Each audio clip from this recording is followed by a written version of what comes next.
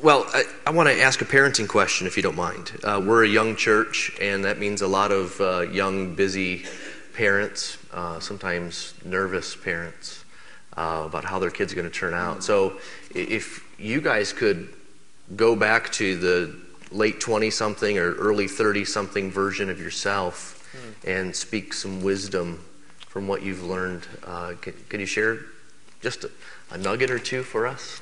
Margaret, what do you think? You want to say something? Well, I'm just really grateful that I was allowed to stay home with my kids and care for my kids. I was telling Sarah today that the one greatest joy in my life is that I'm married and I have children. The Lord has given me both things, and I just feel really blessed that I have a husband who encouraged me to stay home and take care of the kids. It's a tremendous joy to me. And I know that everyone is different on that, but I just feel very blessed that I can speak into my children's lives and care for them. Yeah, that's good. And she still does. Yeah. She still does. I mean, at 36, 33, and 30, our kids are distant from us, but we love them so much. We love it when they come home, and we just, we're so thankful for them. Yeah. And I have to say publicly, too, what I didn't say yesterday, but about once or twice a day, I've been saying recently, Margaret, I am so happy to be married to you. And I want to say it again. That's so good. Yeah.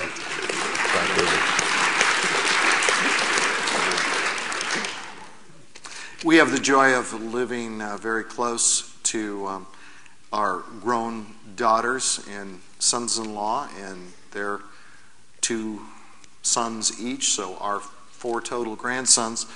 One of them lives 5 minutes away, and he is one of the pastors of our church, and so our daughter goes to church with us and 2 of our grandsons, and then our other daughter lives 2 blocks from us, she and her husband, and so we see their kids all the time, and it's an absolute joy. And they go to another church nearby in the community, and they love God with all their hearts, and it's a wonderful thing to see it, and we're so grateful. And we do not ever look at them and think, boy, did we do it all right to make them that way. It's just purely the grace of God. But we are grateful for certain things as we look back, and one of the things I think is just what should be obvious, I guess, is no substitute for the time that we invested in those kids' lives. Yep. And it meant so much to us, and it meant a lot to them. But also, I think the Deuteronomy 6 stuff of the talking as you go in the way, just as life goes by. I remember so many conversations with my daughters when we drive somewhere, we go to a store, teachable moments all the time. And the thing is, you can't have those teachable moments, these quality times, without a pretty good mass of quantity time in which those quality times fall. Because you can't just say, okay, we're going to have these 2 hours here, cut it out of my schedule, I'm going to be with my daughters, and then we'll really get into stuff that matters, and now I retreat again to my work and my life, and I'm not spending much time with them. Because what we found was that the great quality times came unexpectedly. At the moment you pray, you ask God, open up doors of conversation. And sometimes I'd bring up things, and sometimes it would work, and sometimes it wouldn't.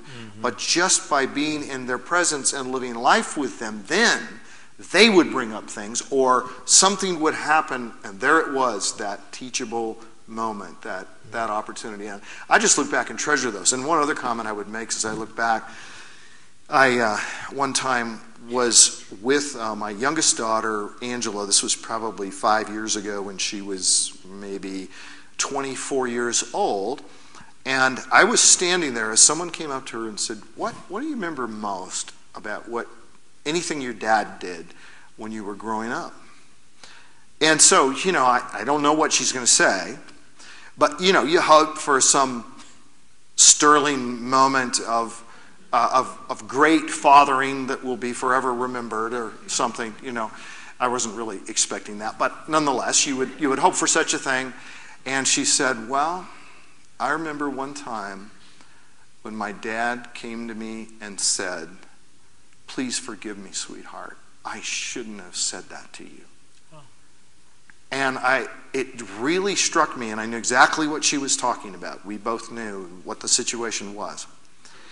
But what was so powerful to me as I walked away is, you know what? What my daughter remembers as meaning a lot to her involved a failure on my part. And the one good thing I did was admit it, confess it, and ask her forgiveness for it.